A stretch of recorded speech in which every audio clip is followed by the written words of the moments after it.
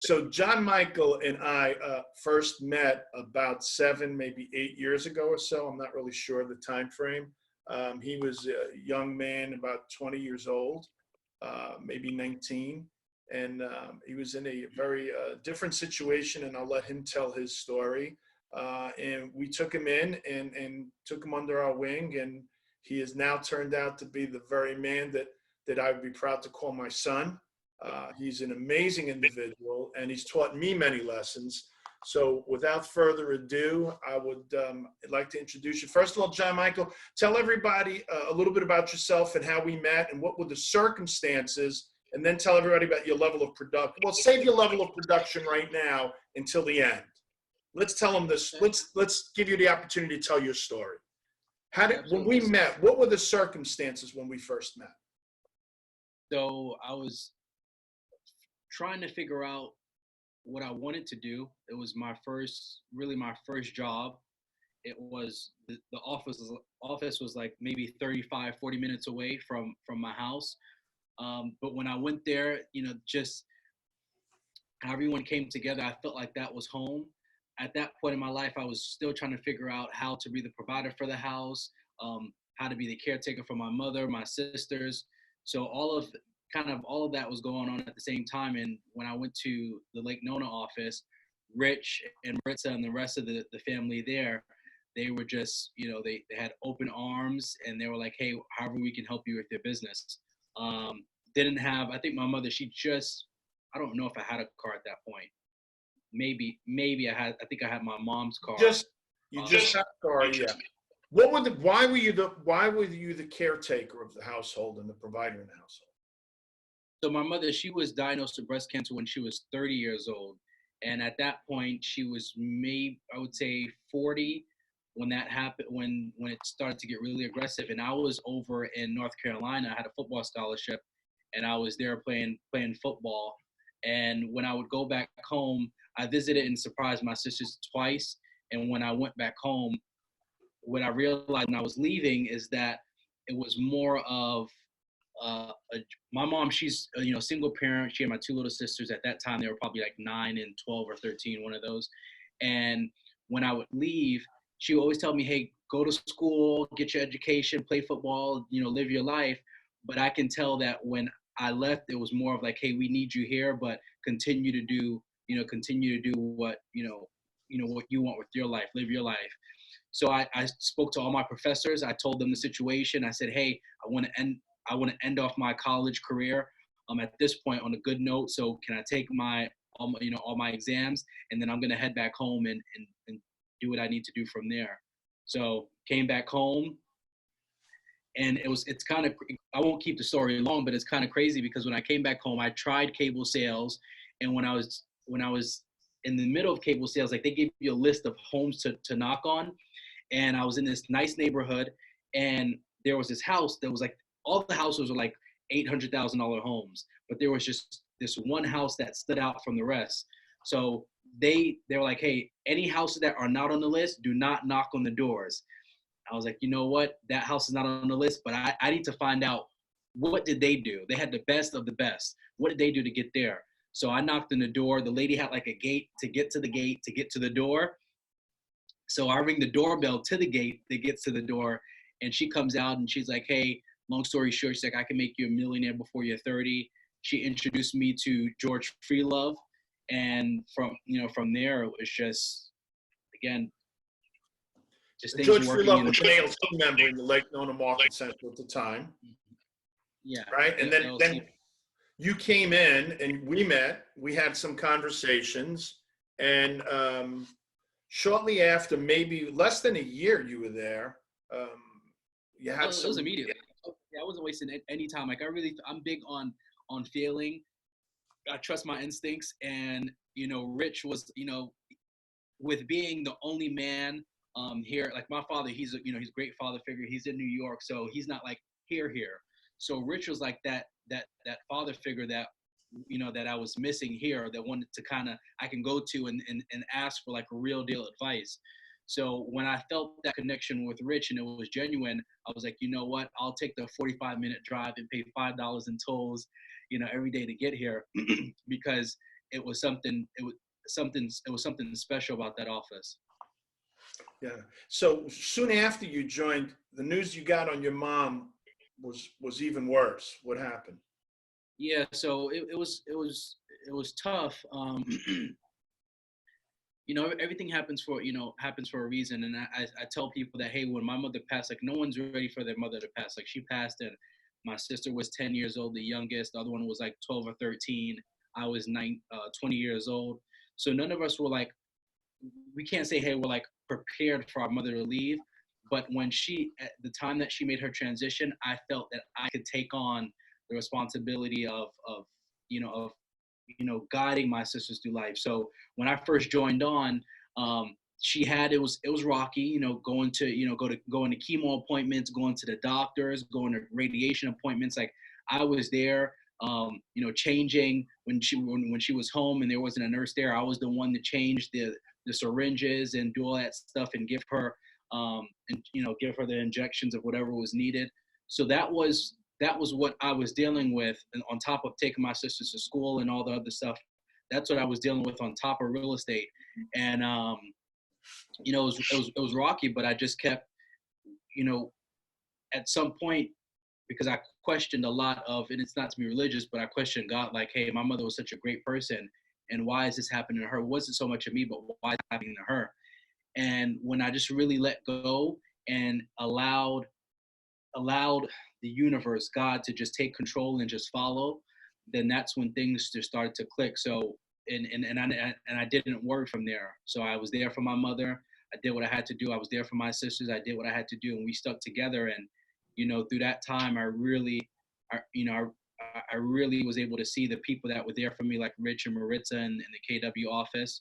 And it was a tough time, but we got through it. Like, every time we would get through it, like when my car would break down, you know, right then and there, like a buyer would call me and they'll be like, hey, I'm a cash buyer. I want to buy a house. And I'm like, oh, thank you, because my car is breaking down. So it's been that way since then, and it's to this day. I just keep faith, and it's guided me this far. So it wasn't long after your mom had passed. You were the man figure, the head of the household, because you were in charge of your sisters going to school, doing their homework, cooking, laundry. And I know you split up some of the chores with your two sisters. And soon after that, you had some challenging conversations out there, door knocking. John Michael was a door knocker, still is. And you had some people close the door in your face. You had some people say some really ugly things, racial epithets. And John would come into me and have conversation and say, why are people that way? Do you remember those conversations? And I just said, John, you're better than all those people. You are so much better. You're such a talented individual. You've been giving a gift, right? You can do anything with your life. It's the choices you're about to make. So don't stoop to what they do or say. You're so much better than them.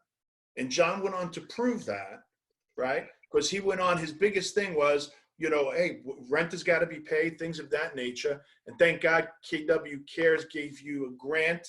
They'll pay for your mom's funeral and pay for a couple of months, 6 months, remember, for your rent. And then I said, well, John, we've got to get a plan in place so you can buy a house so you never have to worry about where your sister's going to sleep at night. Because that was a big thing. John was constantly worried about his sisters. He had the sole responsibility of raising two teenage or sub-teenage, they weren't even teenagers at the time. Yeah. And their education, everything that a parent, that we find challenging at the ages of 25, 30, 35, and 40, he had to face with at the age of 20. And guys, don't make any mistake. He did all of this. He sacrificed his college career, football scholarship, to do the right thing. And that's the one lesson I tell you, as much as you say thank you to me and you call me uncle and everything, I owe you more gratitude than you are me. Here's why. You taught me a very valuable lesson, John Michael, and I'll never forget this, because you did the right thing. You came home and took care of your family. You took care of your mom. You took care of your sisters. You did the right thing. And I'll never forget that, because that's my moral compass. I always look at and say, what would John Michael have done if given this opportunity? Whatever challenge I have in my life, I always think about you when it comes to doing the right thing, because you left your college career, you went on. Now you get this grant, you're taking care of your sisters, and all of a sudden business starts to pick up. Take it from there, John. Yeah, man. So it was at that point, I had the conversation, tough conversation with the with I would say my team. Rich was a team leader, but like the team that I was on, that leader of that team, and I told him my situation. I told him that, hey, since I'm the sole provider, I have to make as much money as possible. So I'm willing to learn. I'm willing to learn and make the mistakes, and that's what I did. So I went door knocking. I looked at free ways to get my name out there. So my first thing, which I will never forget, is I had some listings that were under contract. I had a multiple offer situation. I would take the other contracts that were submitted on the house, and I door knock the whole neighborhood. And it was kind of, most of the things that I do is kind of rough, because they're great ideas, and I'm just like, okay, I'm not going to wait for it to be perfect. We're just going to go ahead and move. So door knocked the neighborhood, and picked up 2 listings just with having success in the neighborhood. So once I figured that out, I was like, okay, this is not rocket science. I think I'm onto something. From there, I just kept going on. So other listings, other opportunities of success, I just built on that. And then open houses, I would door knock. There were days where I would door knock 50 days. Like my standard was 50 doors a day. So I would door knock a crazy amount of doors a day. Anytime I had an open house, I would put out at least 50 signs. So everything that I was doing it to to the max. I wasn't leaving anything unturned. I was calling the neighbors. I was door knocking. The open houses, the signage was crazy. And that was all on me. Like no one helped me do that. The 50 signs, I would put those out. I would put them back in. The flyers, I would create the flyers. I would print them out and door knock them. Everything was done, on my own. And it just kept I kept building. I kept making mistakes. And as time went on, I just, I look up and I'm like, oh, shoot, my business is at this point. And just still continuing to grow is the great thing, because I still see like some level of opportunity. Like I get people that say, hey, what you've done, to do 12 million, that's great.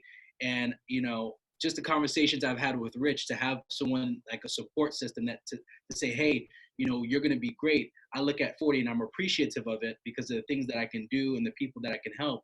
But I'm like, I need to help more people. And in order to help more people, it's not like, sometimes people get me wrong and they're like, hey, you're about the money. And it's not about the money. It's about the people that I can help with the money that I make. And I'm seeing that on a small scale. I'm seeing that I can invest more into my sisters. I can put them in certain programs. I can, so I'm like, hey, if I can do that for them, I can do that for someone else. I can do that for a kid like myself. Like Rich was like, I told you the other day, I want to be the to someone else. I want to be able to be that support system, because some people don't have that. And I was really blessed and fortunate to have, you and others like yourself in my corner to say, hey, I believe in you. And that little thing, like it may not be big to certain people when you say it, but it makes such a big difference when someone says, hey, I believe in you. I know you can do it. You're going to be great. You just, it's something big. So, again, when it comes and back. Do you know why we told you that, John Michael? Because you are great. You are great, dude. So couple of years went by. You were renting a house, and then what happened a couple of years back? What did you do? Oh yeah, so we bought our first house, home. We bought our first home. You bought a home. That's right. Yeah, we bought our first home. My sisters love it. We went into it, and we were looking at homes all over, and we went into this one, and we're just like it had like an old feel, but the layout was just what we wanted. And we moved into that home. We stayed there for about 2 or 3 years. Then I wanted to, I was like, hey, everybody's okay right now. Me being 20, I'll say 20 through 24 or so. I said, hey, I always wanted to live downtown. So I said, hey, out of nowhere, I was like, hey, let's move downtown. So I lived there for a year, and I realized that my sister still called the other house home. So we just moved back maybe like a year ago. So how many houses do you own now, John Michael? I just own that home. The downtown one is gone. So I just own the one that I live in now. So is investing in the cards for you? Are you looking to buy some investment properties eventually? Absolutely. Come on, man. Being around you, I have to. So right now, what I'm looking into is at least, a duplex, anything multi-family. So there's a few opportunities out there that I'm working on, especially now. Sure. And now your business is up to 12, 13 million. God bless you. Congratulations on a healthy business over there. Now you never have to worry. You're in a position where you don't have to worry about where your sister's gonna sleep, or is somebody gonna throw us out because we can't pay the rent? Because now you bought your house, you're looking to buy investment properties. So walk me through the transition. And one of the things in our conversations we still speak is that I told John Michael there's a price you have to pay for success. There's a price you have to pay. And that price is first you're mentored, and at some point in your life, you have to turn around and be the mentor. So talk to me a little bit about that, because you touched on it. Because from time to time, when I'm in Boulder and I see someone who's struggling, I send them your way. When they think their life was tough, I let them tell your story and hook them up. And then John Michael takes over and he mentors these people, most of which are older than him. They're older than him. See, age has nothing to do with this. It's mindset. So walk us through those conversations, some that you might have, John Michael. It's just getting into the business. People are just like, hey, how the heck do I start my business? Where do I start? What do I do? So some of them are just like me. Being fully transparent. Some of these, they're like, hey, I'm a minority and I'm door knocking and I'm getting people that are not opening up to me. And what I tell them is that there are going to be people out there. There are going to be people out there that accept us for who we are, and there's going to be people out there that don't accept us for who we are. And it's not for us to worry about that, to dwell on it. It's, hey, you have your mindset. We'll leave it at that, and then on to the next. And then just the persistence.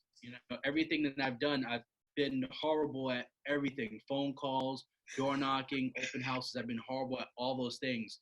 And what I realized, Alfredo, and what I realized is through the persistence, going, making mistakes, documenting it, and saying, okay, this is what went wrong. Then the business, that door knocking or open houses, it became strong. It became a strong, source of business. And that's what I tell everyone is just keep going. And when you come across humps, like you figure out what went wrong, and then you correct it from there, and you just keep on moving. So now that you're doing 12, 13 million a year, we find ourselves in this challenging or opportunistic time with coronavirus. What changes are you making in your business now, John Michael? So the majority of my business is expired leads. So out of the 41 transactions, I remember when I first started, he's like, expireds, they're like the apple hanging. They already waiting in. They say, hey, I'm looking to buy, I'm looking to sell. And I'm like, shoot, that's right. So I just stuck with that. I stuck with that. I would say 25 or 26 of the transactions last year were expired. Right now, since I'm working on my database more, what I'm starting to see is a lot, more referrals coming in from the great success we've had with expireds. And I forgot the question. What was the question again? So what changes are you making in your business now that we find this challenge with the coronavirus? How has your business shifted or pivoted? Yeah, so we're still seeing activity. What I'm doing is I'm just moving with the shift. I'm figuring out what's working and what's not. I'm a big contribution person. I like to come from contribution. If I'm not coming from contribution, I don't feel like the conversation is going well. So two things that I'm focusing on right now while my team smooths out the database is I'm calling all my past clients. I'm letting them know I spoke to all my vendors. I said, hey, offer a great service, a great price for my clients, and I'm going to send them your way. So I call my clients like, hey, things are slow now. Is there any work around the house you need done? And they're like, yeah. Like yesterday, I had the president of an HOA in the farm area that I'm working on. He's like, hey, we need the whole front of our neighborhood remodeled. So I put the right person in place. Now I'm the agent that was able to help out with that. So I'm reaching out to database, the farm area. In terms of expireds, what I'm doing now is coming from a place of if folks are scared, I'm offering the virtual tours. There's some great apps that we can use on our phone that are free, where you can pretty much do like a 360 Matterport-ish type of tour, and you can share that with your database. So again, coming from contribution with the expireds, we have a great text campaign that we've been using that gets our feet in the door, and just staying on the phone. Staying on the phones. That's what I'm really good at. As you can see, I'm in the office. I come in here, 7:25. By 7:45, I'm hitting the phones, and by 11:50, I'll be done. And I'm just touching base. So just letting people know we're here to help. So I love what you said. You come from contribution, and it's one of the things I posted on Facebook this morning, John Michael, in the Bold Pivot page, is people don't care how much you know until they know how much you care. And right now, this is the best time in the world for us to show people how much we care about them. So those care calls coming from contribution, I can't tell you how important they are. And you don't even have to talk about real estate. You don't have to ask, who do you know that's looking to buy, sell, or invest in real estate? You just need to call people up and just tell them how much you care. What can I do? Just the same way you did with the vendor, with the HOA president, and ask him, what can we do? And he gave you an opportunity, and then you paired up a vendor. You now are in the front of his mindset. You've got mind share with this guy. If he knows of anybody looking to buy or sell down the road, they're going to come your way. And it all because you help someone. That's all it's about. Even with I'm on the board of a breast cancer organization, and we knew that during this time that some folks they didn't have the means or the transportation to get to the grocery store or whatever the case may be. So, I gathered up donations. I came out of pocket myself, gathered up some canned goods. I got on the phones. I called all my past clients and said, hey, we love you, we love your help. And my past clients, because they love me, they're like, hey, we'll send you money, Cash App, whatever the case may be. And I wasn't thinking about business from that standpoint. I was like, hey, let's just stay in contact. Let's come from contribution. And, some of my past clients sent me, I think I took on two or three new buyers just by making the phone calls. And these are, solid buyers. So for me, it works. Everyone else is different. I like coming from contribution. I like helping people that are out of state right now that own homes in Florida. I'm reaching out to those people, letting them know where they can go to look at the difference of, forbearance and deferments, make sure that they know about that, make sure they know the proper steps. I'm calling those people. So just on the phones, coming from contribution is what we're doing right now. Love that. So where do you see your business going to? So you're at 12 or 13 million last year. Where do you see yourself in 3 to 5 years, John Michael? It's a great question. I think about those things. Where I want to be is I want to have a business where it runs. Of course, it's not going to run itself completely. I know for sure that I'm going to be over 100 transactions. I want to be more in the community. That's where I feel more at home. That's where I feel comfortable helping people. I love, like, when I was going to give out the foods and the toilet tissue, whatever, to the breast cancer survivors. I felt at home. I felt that I was doing what I was supposed to do. So just to be in a position where I can create more business opportunities to take in young kids like myself that are looking for the opportunity, that want the opportunity but can't find the right person, like how you were the right person to say, hey, come into our office, we're going to love on you, we're going to help you, mentor you.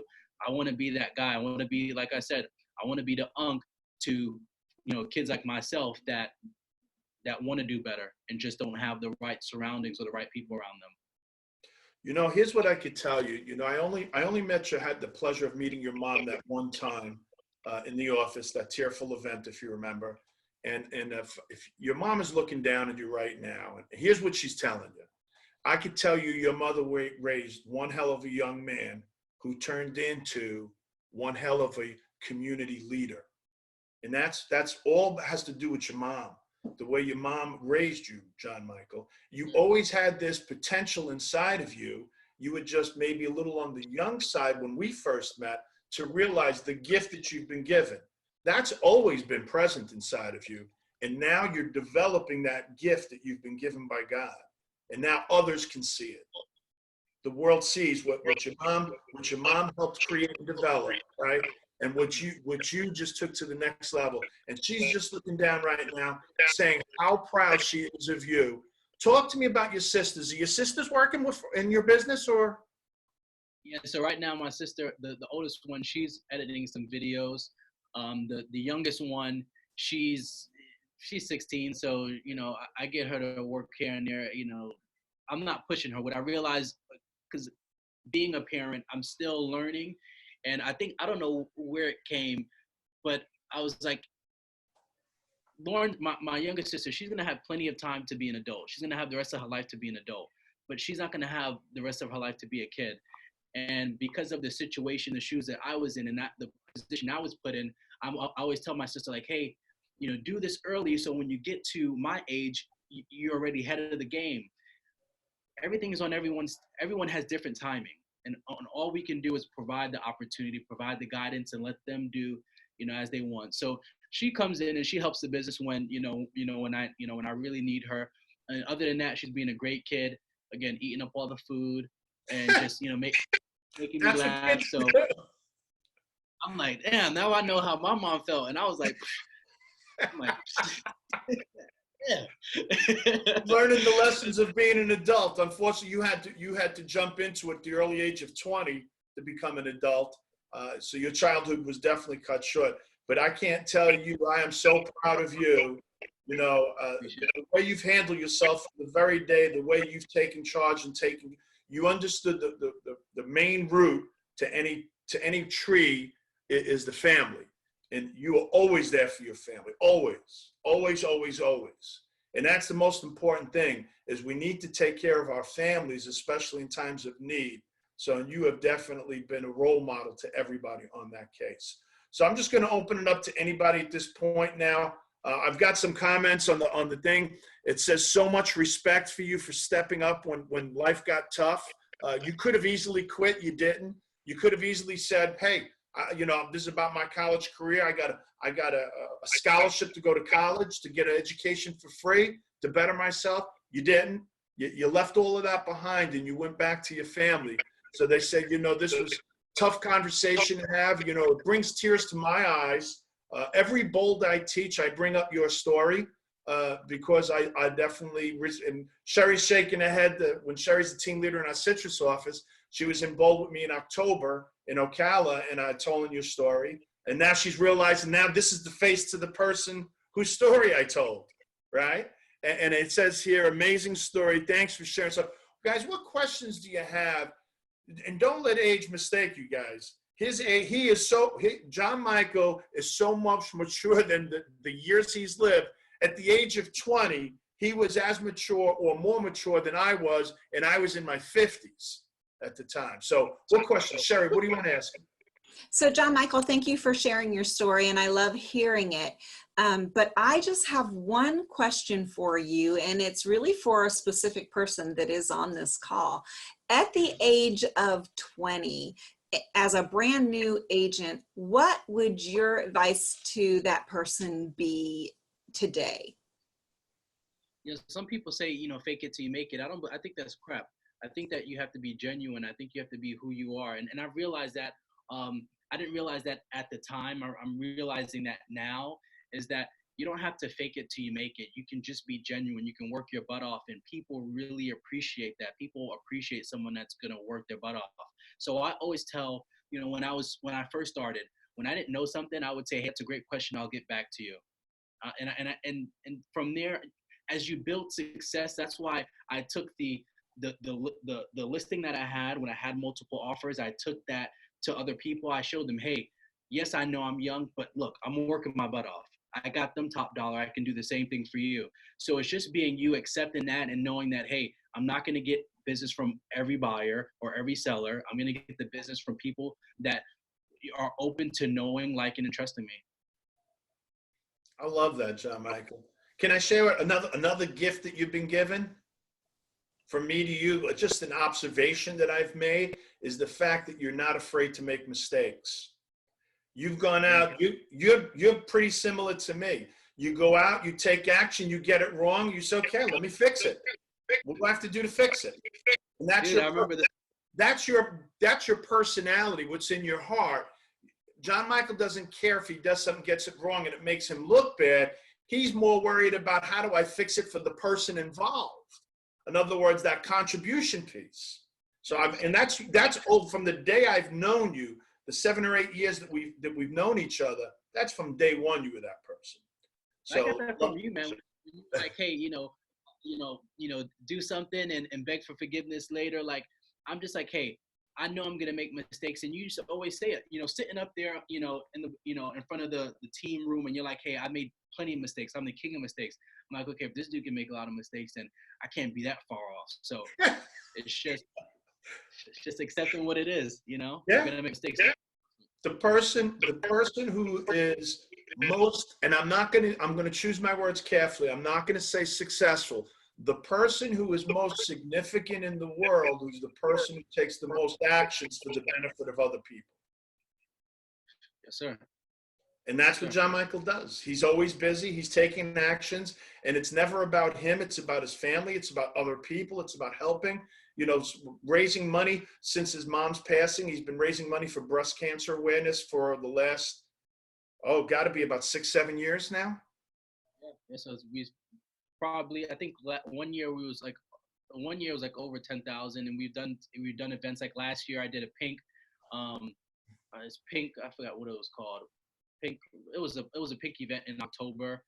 Paint Your Pumpkin pink event, and I had all my past clients and everyone come out. And we raised, I think we raised like $5,000 at the event. So it's huge. Like the breast cancer organization that I'm a part of, they were there for me when my mother was going through the battle. They gifted us a Live Big cruise. So we went on the Disney cruise. My mother wrote a letter to them saying, hey, I felt like a kid again, even in the midst of being really sick. And that's why I worked my butt off, because there are going to be times where none of us are guaranteed long life. So the time that we have, we really need to take advantage of this time and work our butts off so that we can enjoy those memories, because those are of my mother. That's the only thing that I have now. That's what my sisters and I laugh about and talk about it, are the times where we were on the Disney cruise and we were able to do those things. So, and the breast cancer organization was a big part of that. And I appreciate everyone that is a part of it and allows us to donate back. Absolutely. Absolutely. Who else has a question for John Michael? Guys, this is your opportunity. I do. Yeah. Amy, go ahead, go. Hey, John Michael, how are you? It's good to see you. Guys, if you don't know, John Michael has a wonderful assistant, Jenny. I love her. She's my pal. And I just wondered when you brought on an assistant and what that has looked like for you over the years. So Jenny, I often tell Jenny that she's changed my life. I'm okay with being like maybe too lovey-dovey. I'm okay with being myself. So Jenny, I really tell her that, hey, she's been a blessing not only to my business but to me personally, because I'm able to do things like I'm able to go home and I'm realizing I'm able to go home and I'm seeing the difference where I can go home at 7:30 and I can have dinner with my sister. So the process of, like, I really fought against getting an assistant because I didn't know anything about it. And I was open to going to Beth and saying, hey, I don't know what the hell I'm doing. I need help. Can you help me? And Beth, the team leader that I'm with now here at Classic, she was like, okay, I'll help you through the process. And I went through the whole thing not knowing the KW curriculum. I didn't know anything about it. And Beth kind of guided me.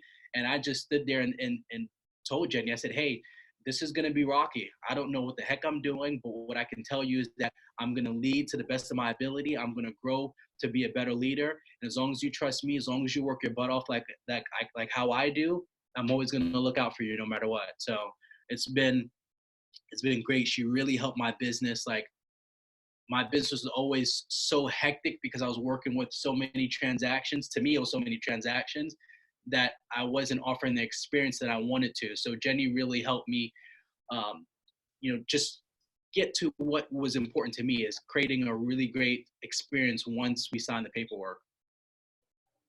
Love that. Great question, Amy. Does anybody else have any other questions for John Michael? Yeah. So John Michael, So John, John Michael, thank you so much for sharing your story as a mom. You almost made me cry. Thank you. So I've So got of those mistakes that you made, what would you have done differently? Like if You know you what I could would have choose done one different? mistake to fix. Well, I would slow down just a little bit. Slow down and really build that database. You know, everyone says that. And I heard it when I was coming into the business, you know, database. And I was like, database, database. I'm not hearing that. We have expires, we have door knocking, we have all these things. But if I would have really slowed down and just focused on people that said, hey, like focus more, because I did focus on some people, but not all of them. But the database, I would just hammer, like when you get people in a database, whatever source it is, just follow up, even if it's like, look for ways to follow up. Like I look for just any reason to follow up. Like, hey, Publix has a sale going on. I just want to let you know, like, find any reason to get in contact with them, because they're going to keep you in mind. And when it's time to buy or sell, that you're going to be the person. Absolutely. You're on mute, Marianne. So I just want to give a shout out, and I'm going to end up with one last question for you. So there's a very special person on here, and I call this my Brady Bunch because I have the gallery view where there's 20-something people in one screen who just capped yesterday. So Shannon, congratulations on capping yesterday. So she's in real estate now for about 7 months, maybe 8. Brand new to real estate, capped in the first couple of months, 7 months, 8 months. What advice would you give to Shannon so how she can have a plan so she can cap faster next year, John Michael? That the pipeline to me is so important. The pipeline, make sure your pipeline is full. And I don't focus on, you probably asking the wrong person. I really don't focus on capping. I just focus on the pipeline, because when the pipeline is full, that means you have deals that are coming up. And when you have deals that are coming up and they close, that means you're getting closer to capping. So I don't focus so much on capping. I just focus on the pipeline. And when the pipeline is full, then everything else falls into place. So right now, things may seem like a mistake I made is when I was closing 6 deals in a month, then the next month will kind of be like 1 deal or no deals. What I would just say is just focus on the pipeline, stick on that, and it'll consistently be a 5-6 month transactions, every month. And that's one of the biggest mistake agents make as they're growing their team or growing their business, John Michael. Is they have one banner month and they're chasing addendums and repairs and escrows, and they're doing all these things, and they forget the most important thing that got them there, which was the lead generation and building a pipeline. They forget all about that. They think that that's the last thing. That takes precedence always. So every month you can have 5 or 6 closings. So I love the advice that you've given. Listen, from the bottom of my heart, if I'll always be there for you. All you have to do is reach out, call or text me. I'm always there for you. And the reason is you've always been there for me. Every person I've ever sent to you, you've taken them under your wing. I can't thank you enough. You have been such an inspiration in my life, John Michael. You are changing the world one person at a time. Never stop. Yeah, I appreciate it, man. Love you. You're one special individual. You can do anything. I love you, buddy. Take care. All right, guys. All right, guys. Bye. Take care, everyone.